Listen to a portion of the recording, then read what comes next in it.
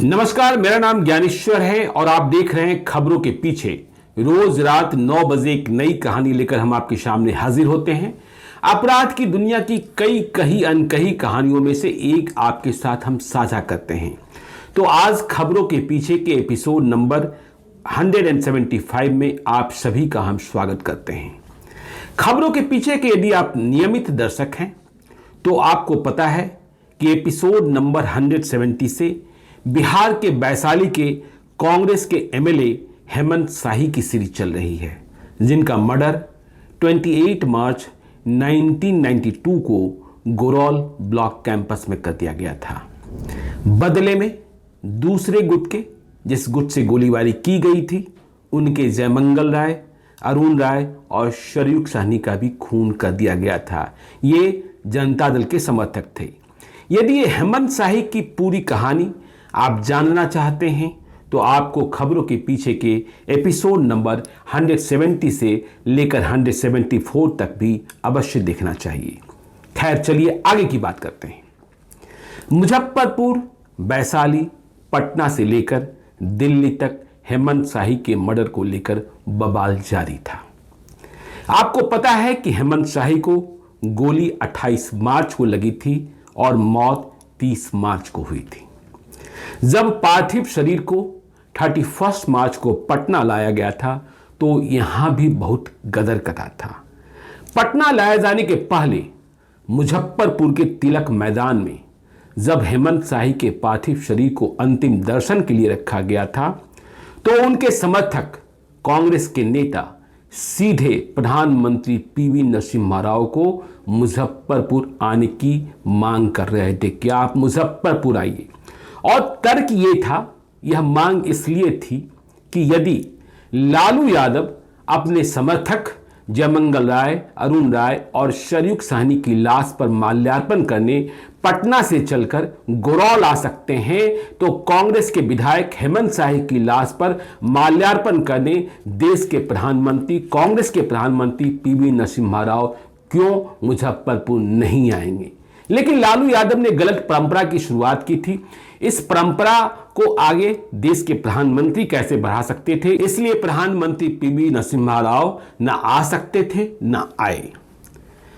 खैर, पटना में जब हेमंत शाही के पार्थिव शरीर को बिहार विधानसभा के परिसर में ले जाया गया था तब भी बहुत बवाल मचा था। इतना बवाल कि लालू यादव तो वहां जाने के बारे में सोच ही नहीं सकते थे। बिहार विधानसभा के अध्यक्ष गुलाम शरबर हुआ करते थे, उन्हें वहां माल्यार्पण करने जाना था। वे भी बहुत मुश्किल से पार्थिव शरीर के पास पहुंचाए गए थे। हेमंत शाही के समर्थकों का गुस्सा इतना था, और यह गुस्सा सिर्फ सरकार, लालू की सरकार के खिलाफ नहीं था, कांग्रेस के नेताओं के खिलाफ भी था। तब बिहार विधानसभा में कांग्रेस के डॉक्टर जगन्नाथ मिश्र नेता प्रतिपक्ष, लीडर ऑफ अपोजिशन हुआ करते थे। उनकी गाड़ी भी तोड़ दी गई थी।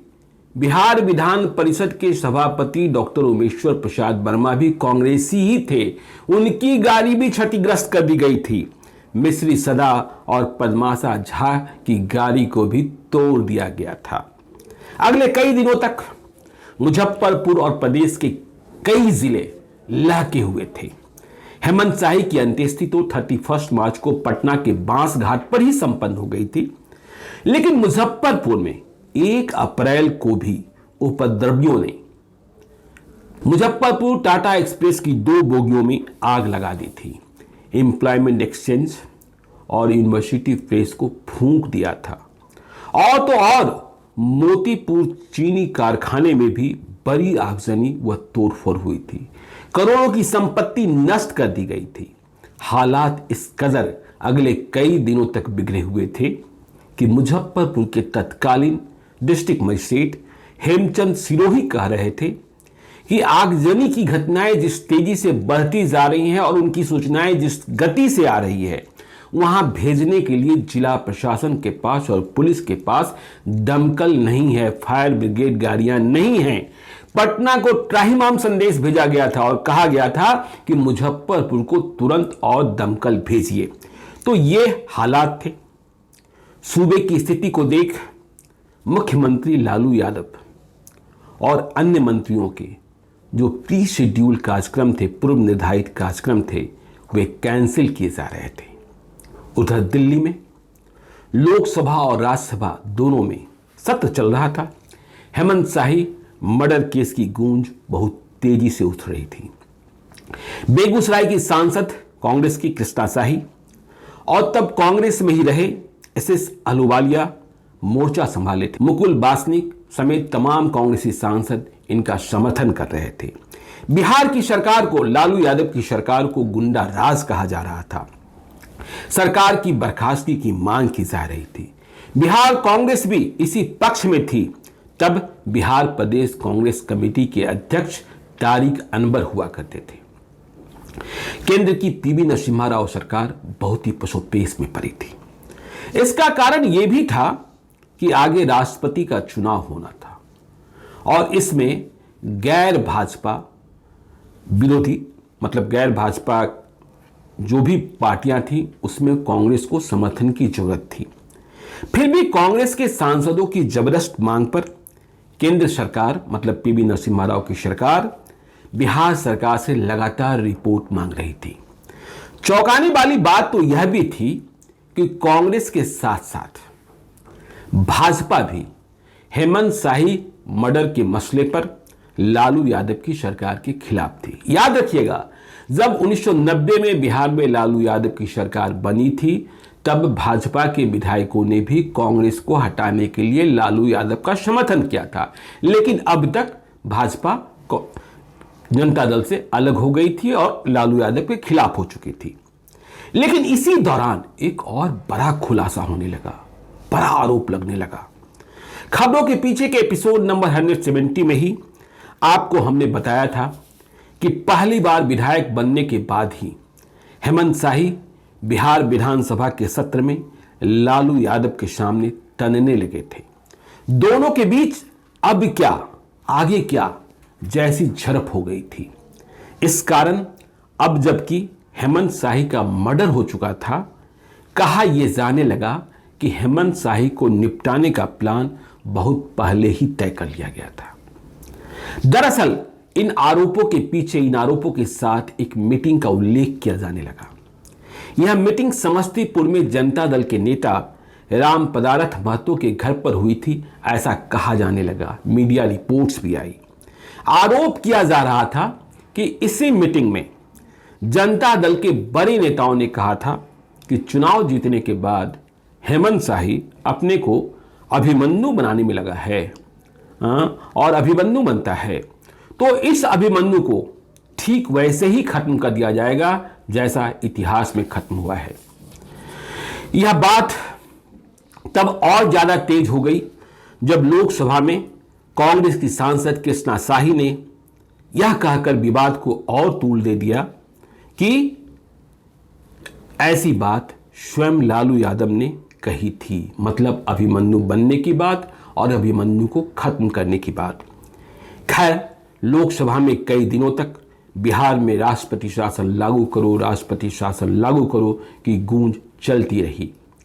लेकिन तब गौर करने की एक बात यह थी, ध्यान से सुनिएगा, कि नीतीश कुमार जनता दल में थे, मतलब लालू यादव और नीतीश कुमार एक साथ थे और लोकसभा में नीतीश कुमार लालू यादव की सरकार का बचाव कर रहे थे बहुत ही मजबूती से। उन्होंने साफ तौर पर कहा था कि बस हेमंत शाही की हत्या के आधार पर बिहार की सरकार को बर्खास्त नहीं किया जा सकता है। फिर उन्होंने तमाम उन हत्याओं की गिनती करा दी थी जो कांग्रेस के कार्यकाल में हुई थी। विधायकों की हत्या की गिनती कराई थी। उन्होंने हजारीबाग के विधायक तंजूर हसन खान का उल्लेख किया, उन्होंने राम नगीना प्रसाद का उल्लेख किया, उन्होंने बीर बहादुर सिंह का उल्लेख किया, उन्होंने जगदेव प्रसाद का उल्लेख किया, उन्होंने सूर्य नारायण सिंह का उल्लेख किया, उन्होंने रामदेव सिंह का उल्लेख किया और साथ में यह भी पूछा कि इतने विधायकों की हत्याएं कांग्रेस के कार्यकाल में हुई तो क्या किसी भी हत्याकांड की जांच सीबीआई को सौंपी गई थी? और तब नहीं सौंपी गई थी तो अब क्यों बिहार की सरकार को बर्खास्त करने और सीबीआई जांच की मांग की जा रही है? यह बात बिल्कुल गलत है। तब नीतीश कुमार के साथ लालू यादव की सरकार के लिए लोकसभा में जनता दल के सांसद बिसिन पटेल ने भी मोर्चा संभाल रखा था। आपको याद होगा कि 1990 के विधानसभा चुनाव में वैशाली में बिसिन पटेल ने ही कांग्रेस के हेमंत शाही को करीब 3000 मतों के अंतर से चुनाव हरा दिया था। हेमंत शाही को तो विधायक बनने का मौका तब मिला जब 1991 में बिसिन पटेल सिवान से सांसद चुन लिए गए और वैशाली में दोबारा उपचुनाव हुआ, जिसमें जनता दल के उम्मीदवार राजकिशोर सिंह को पराजित कर हेमंत शाही विधायक बने थे, जिनकी अब हत्या की जा चुकी थी। तो बिसिन पटेल लालू यादव की सरकार के बचाव में लोकसभा में यह कहकर भी शोर कर रहे थे कि हेमंत शाही स्वयं ही एक अपराधी किस्म के विधायक थे। देखिए, बिसिन पटेल कह रहे थे कि हेमंत शाही एक अपराधी प्रवृत्ति के विधायक थे जिनके खिलाफ कई मुकदमे चल रहे थे। खैर, लोकसभा में जारी हंगामा और केंद्र सरकार के रुख से यह बात स्पष्ट हो गई थी कि बिहार की सरकार अभी तो बर्खास्त नहीं होनी है, और यह बात लोकतांत्रिक प्रक्रिया के विपरीत भी होती। कांग्रेस चुनाव हारकर सत्ता से बाहर हुई थी। अब राष्ट्रपति शासन बहाल कर कांग्रेस को पर्दे के पीछे से शासन करने का मौका कैसे दिया जा सकता था। लेकिन दिल्ली के हंगामे को देख चीफ मिनिस्टर लालू यादव ने यह कहना जरूर शुरू कर दिया था कि वे हेमंत शाही और गोरौल गोलीकांड की जांच किसी भी एजेंसी से कराने को तैयार हैं। दिल्ली से केंद्रीय गृह मंत्रालय ने जब गोरौल कांड की रिपोर्ट भेजने को कहा तो खलबली मच गई। अब केंद्र सीधे तौर पर रिपोर्ट मांग रहा था। जिला पुलिस, स्पेशल ब्रांच और सीआईडी ने साथ मिलकर रिपोर्ट तैयार की। लेकिन इस जांच रिपोर्ट में भी मुझे याद है कई बिंदुओं पर विभिन्न जांच एजेंसियों के बीच ही डिफरेंसेस थे, मतलब जो निष्कर्ष थे। सीआईडी के तब एसपी हुआ करते थे राकेश चरुहार। उन्होंने मौका वारदात का निरीक्षण किया था गोरौल ब्लॉक कैंपस में जाकर, और उनके साथ फॉरेंसिक एक्सपर्ट की टीम भी गई थी। खोजी कुत्ते को भी ले जाया गया था, लेकिन अभी उनकी कोई विस्तृत रिपोर्ट तैयार नहीं हुई थी। इस बीच केंद्रीय गृह मंत्री, होम मिनिस्टर एसबी चौहान ने बिहार के चीफ सेक्रेटरी अरुण पाठक और होम सेक्रेटरी जियालाल आर्य को दिल्ली तलब कर लिया। खलबली मच गई पटना में। इसके बाद तो लालू यादव भी परेशान हो गए। परेशानी की वजह भी थी क्योंकि तब जनता दल के भीतर भी लालू यादव के खिलाफ विक्षुब्ध गतिविधियां चल रही थी। रामसुंदर दास उन विक्षुब्धों की अगुवाई कर रहे थे और कई मंत्री व विधायक रामसुंदर दास के साथ थे। फिर लालू यादव की सरकार के ही मंत्री उदय नारायण राय का वह बयान भी लालू यादव की किरकिरी करा बैठा, या कहें कि मुसीबत का फांस बन गया, जिन्होंने हेमंत शाही की मौत के 2 घंटा पहले यह बयान जारी कर कहा था कि वे गोरौल गए थे, जनता दल की जांच कमेटी साथ में गई थी और उसने प्रत्यक्षदर्शियों से बात कर यह पता किया कि हेमंत शाही को गोली लगी ही नहीं थी। वे बस जो 3 अन्य हत्याएं हुई हैं उन हत्याओं में फंसने से बचने के लिए मुजफ्फरपुर में अपने एक रिश्तेदार के अस्पताल में भर्ती हैं और नाटक कर रहे हैं। तो यह जो बयान था और इसके बाद हेमंत शाही की मौत की जो खबर आई, वह लालू यादव की सरकार के लिए परेशानी का सबब बन गया था। और तो और उस वक्त में राजभवन के साथ भी चीफ मिनिस्टर लालू यादव का रिश्ता ठीक नहीं था। जाहिर तौर पर जब केंद्र में कांग्रेस की सरकार थी तो बिहार के राज्यपाल भी कांग्रेसी ही थे। आगे हुआ ये कि केंद्रीय गृह मंत्री के तलब करने पर रिपोर्ट लेकर चीफ सेक्रेटरी अरुण पाठक और होम सेक्रेटरी जियालाल आर्य दिल्ली की फ्लाइट पकड़ लिए। इस बीच लालू यादव ने पटना में ऐलान किया कि वे हेमंत शाही और गोरौल कांड की जुडिशियल इंक्वायरी, न्यायिक जांच कराने को तैयार हैं, लेकिन कांग्रेसी बस इतने भर से संतुष्ट नहीं थे। डॉक्टर जगन्नाथ मिश्रा, जैसा मैंने आपको बताया कि वे बिहार विधानसभा में नेता विपक्ष थे, उन्होंने तो यहां तक कह दिया, कांग्रेस के विधायक भी कहने लगे कि यदि बिहार सरकार के खिलाफ कार्रवाई नहीं हुई तो कांग्रेस के सभी विधायक इस्तीफा दे देंगे। इस ऐलान के बाद कांग्रेस आलाकमान जो दिल्ली में बैठी थी वह और परेशान हो गई। लोकसभा में केंद्रीय गृह मंत्री एससीबी चौहान को यह ऐलान करना पड़ा कि यदि बिहार सरकार के खिलाफ सबूत मिली तो कार्रवाई जरूर होगी। पर इस ऐलान के साथ ही कांग्रेस आलाकमान बिहार यूनिट को ठीक करने में लग गई, क्राइसिस मैनेजमेंट में लग गई, क्योंकि राष्ट्रपति का चुनाव था। अब कांग्रेस के भीतर से यह मांग फिर से जोर पकड़ने लगी कि न्यायिक जांच मंजूर नहीं है, जुडिशियल इंक्वायरी मंजूर नहीं है, जैसा कि लालू यादव कह रहे हैं। हेमंत शाही मर्डर केस का इन्वेस्टिगेशन सीबीआई को सौंपी जाए। हेमंत शाही के परिवार वाले, मतलब एलपी शाही उनके पिता, भी ऐसा ही चाहते थे, लेकिन लालू यादव इस बात के लिए हरगिज तैयार नहीं थे। उन्हें पता था कि यदि ऐसा हुआ, जांच सीबीआई को सौंपी गई, तो उन्हें नुकसान हो जाएगा।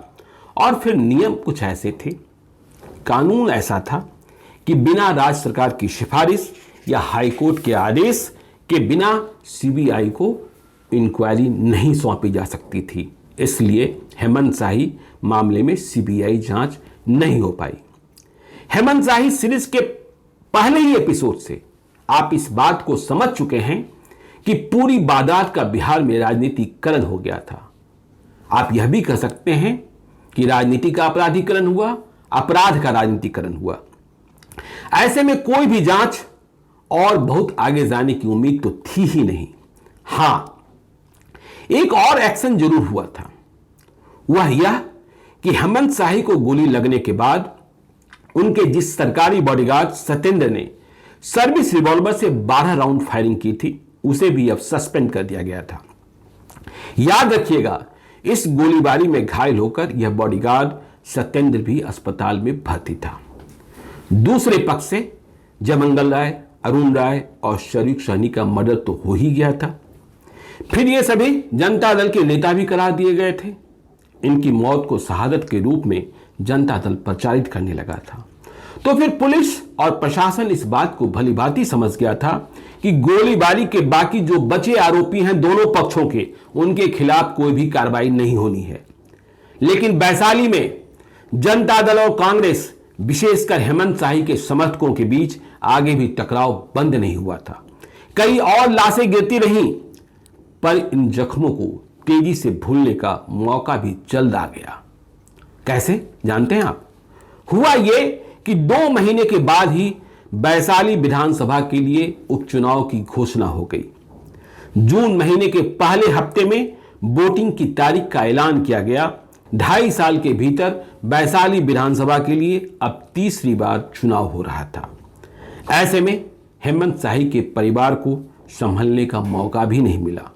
हेमंत के पिता और पूर्व केंद्रीय मंत्री ललितेश्वर प्रसाद शाही को यह फैसला करना था कि वैशाली में अब चुनाव किसे लड़ाना है।